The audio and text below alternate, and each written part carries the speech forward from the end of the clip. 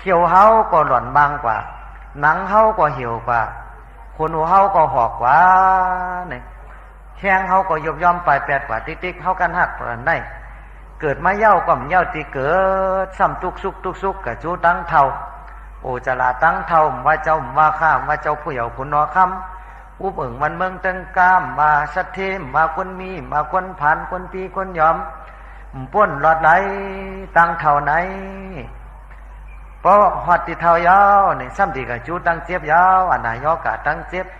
ตั้งเป็นกูเจอกูเมียวกูสำกูเปิงมังก็นี่ก็ตั้นเท่าก็เสียงอายุสักตายกว่าเหมือนจึง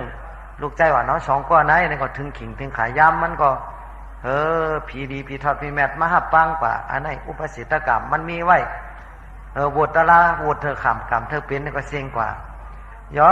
ป้อแผวทิ้งงักอันน่ะย่อกะเกาสิไปหกตกเสียในห่างในคิงเสียวอันน่ะย่อกะมีอยู่3 เมียวอันน่ะย่อกะเมียวหนึ่งนั่นเลยจือว่าน่ะมันน้อกรรมยาก็หายอ่ำยาก็หายอันน่ะย่อกะหนึ่งนั่นเลยจือว่าน่ะย่อกะว่า4 กรรมยาเต้จังหายอ่ำยาเต้จังตายเต้ยาวอันน่ะย่อกะเมียวหนึ่งนั่นซ้ำเป็นอันน่ะย่อกะกายกรรมเจอก็เกิดศพก็ว่าตูก็เฮ็ดยาวก็ตายมันยาวก็ตายเอาอันนี้ย่อเป่ามือหอดตี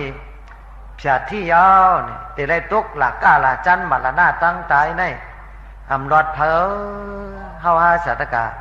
พระเป็นเจ้าเฮาเป็นจิกจอมผีสางสยามภูมุนีปุงกว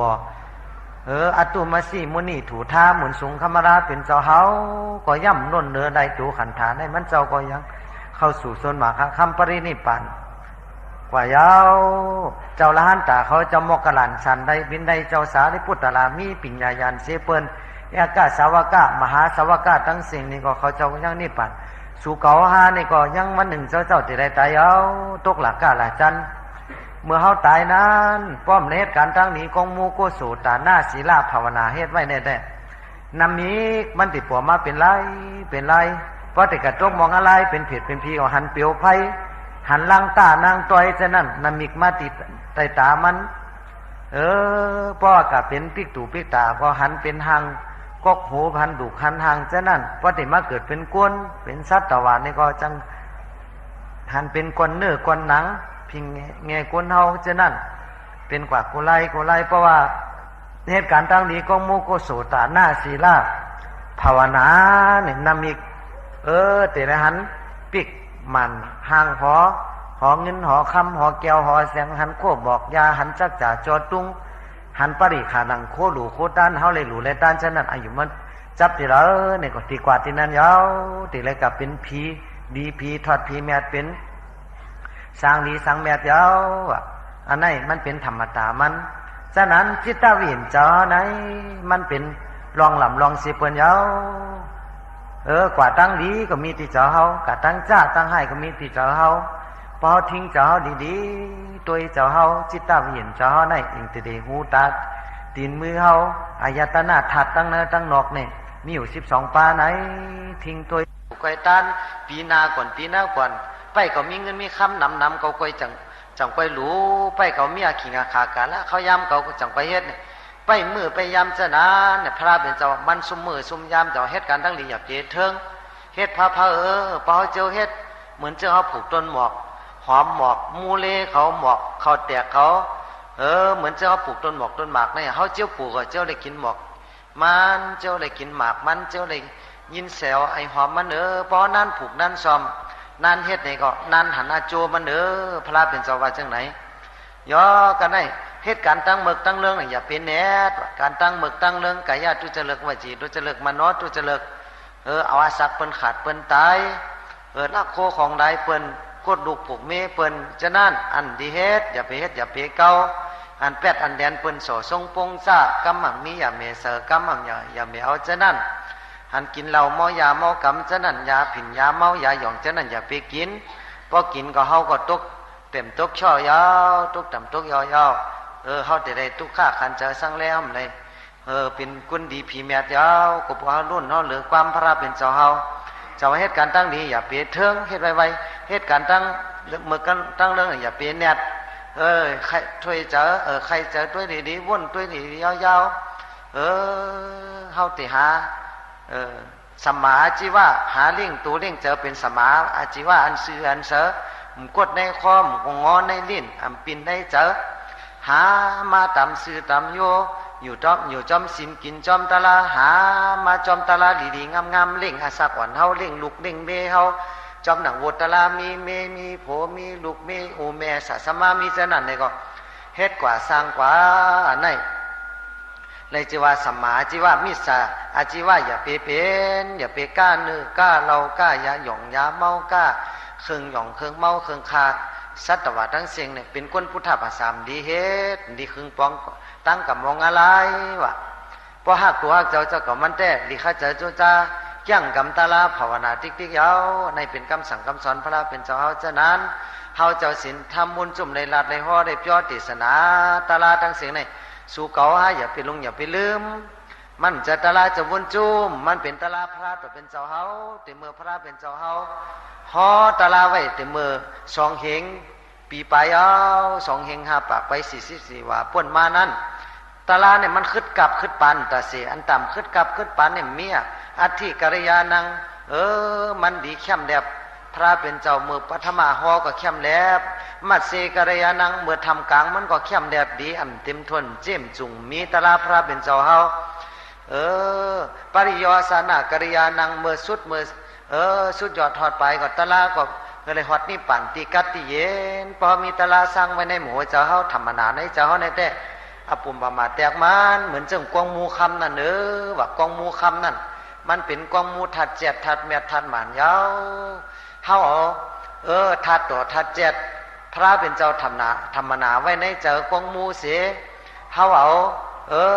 ถัดตู้จิติปริพ่อกาจิติธรรมะจิติตระธรรมนาไว้เสียนี่ก็มันเถิกกู้ไก่เถิกไว้เถิกสาเตียวเหมือนเจ้าหมักหัวเจ้าในเฮาตะลาดีตะลาเมียเอาฮิริอตปะตะลาเอาอุจจาสุตกอง7 ปามังกลาตะลา38 ปาปอที่ปักยาตะลา37 ปาเจนานสติปัฏฐาน4 ปากายาเวทนาจิตตา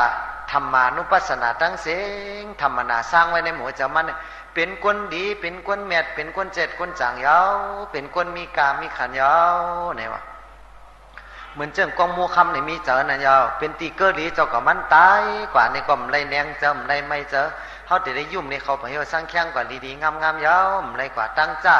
ผุงไตตีต่ำในห้อมไรเมื่อยาวเมืองอเปสิทับอาลาบสีปุ่งไรเมื่อเขาแต่ได้เมื่อเมืองผีแต่ได้ถึงดีนี่ป่านยาวก็พอมีตาลาดีตาลาเมียอยู่ในจามันย่อกันในซ้ำแตกเปิงกันไว้เพราะว่ามีศีลมีธรรมมีกุศลเมตตาภาวนาจีเพียนมีเป็นกองมูฮัมก็เป็นกองมูฮัมเป็นยุ่มเป็นเคอเสในก่อนที่ในกลุ่มกองมูนั่นหันก่อมไข่ไวภายนั้นก่อมไข่จำพะโกโกมันในกลุ่มกองมูนั่นมีงูเห่าให้งูจงงูเห่าให้เขาจะนั่นเป็นตอกแก่ตึกเดินจะนั้นที่อยู่ในมันก่อมไข่กะจำตูก็เน่าจะนั่นยาวเจอก็เน่าเนี่ยพอมันมีศีลมีธรรมก่อมไข่ไวไข่ปูจอเหมือนจังหนังน้ำกัดน้ำเย็นเจอในมีเจอซื้อเจอเสอเจอกัดเจอเย็นเป้าซื้อต่อเปิ้นก็ซื้อต่อเฮาดีต่อเปิ้นก็ดีต่อเฮา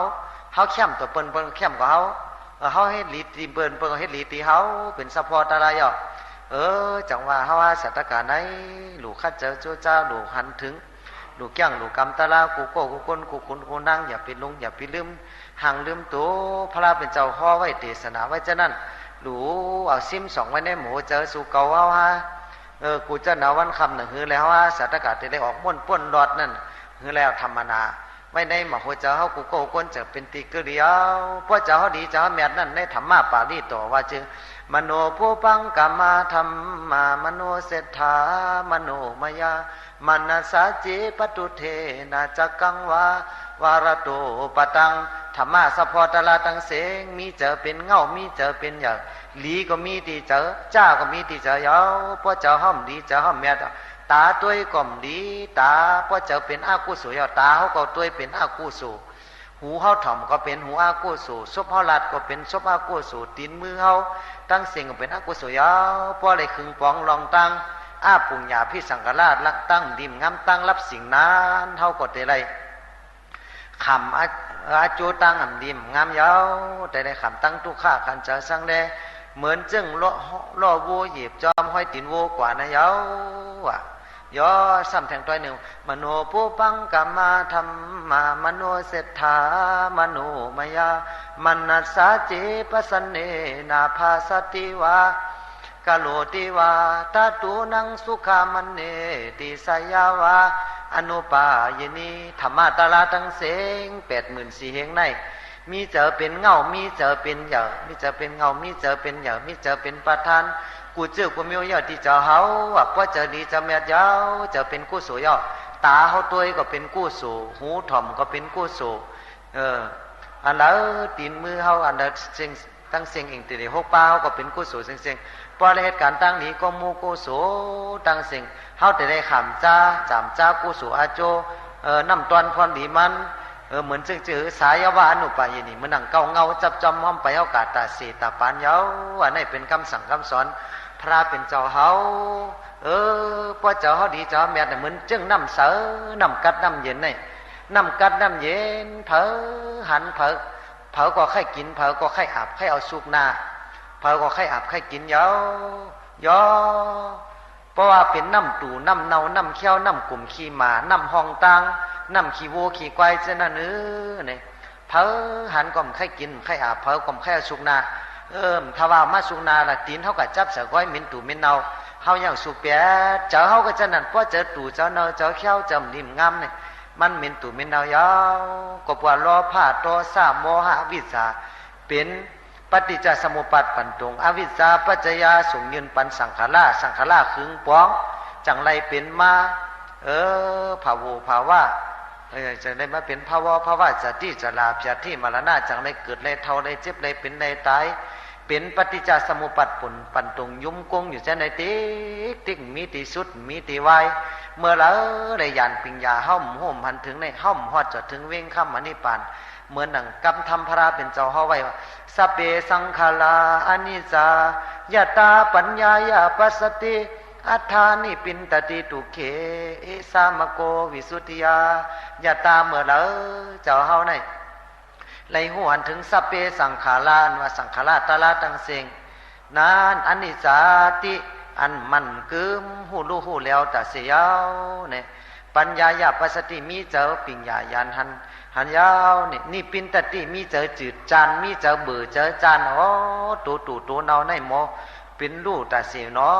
ตายเนาะตัวเก่าก็ไม่ได้ว่าตัวเมื่อก็ไม่ได้ว่าหันถึงจะในเสียวเนี่ยกันนั้นมาจึงยิ้มจืดยิ้มตาจานไหนยังตู้เคียนว่าตู้ขาดตั้งเสงเอสามกวิสุทธิยาเป็นตั้งจืนเส้นชื่อจะเป็นตั้งหมักกังคนตั้งเอโกธรรมเป็นตะลานเดียวเป็นตั้งเข้าสู่เว้งข้ามมานิปัญญาวะยะตาสัพเพสังขาราทุกขายะตาปัญญายาปัสสติอัฏฐานิปินตติทุกเขเอสามโกวิสุทธิยายะตาเมื่อละเจ้าเฮาในไลหันสัพเพสังขาราอันว่าสังขาราตะลาตั้งเสงทุกขาอันว่าเป็นตัวทุกขายาวเนี่ยปิญญาญาณเฮาผู้เจียงหันแรงเจียงป่องเจ้าไหนเย้าเนี่ยก็เจอเฮานั่นนิปินตติเจอจืดจันยังทุกเขยังตุ่มทุกขาตั้งเสงเอสามกววิสุทธิยาเนี่ยเป็นหนตั้งเข้าสู่มิ่งคำอนิพพานยาวสัพเพธัมมานัตตายตาปัญญายาปัสสติอัฏฐานิปินตติตุเขเอสามโกวิสุทธิยายตาเมื่อเราเจ้าเฮาไหนไลหันสังขารตะลาธรรมะตะลาทั้งสิ่งเป็นอนัตตามใจตัวเฮาตัวเก่าตัวเมื่ออุเบิงไหลตั้งสิ่งนั่นนี่ปินตติเจอจังจืดจานตุเขยังตุขาตั้งเสงเอสามกวิสุทธิยาเป็นตั้งจืนจางเป็นตั้งเข้าสู่เว้งข้ามอนิพพานนี่เป็นคำสอนพระราเป็นเจ้าเยากันให้ติใครแน่ปัน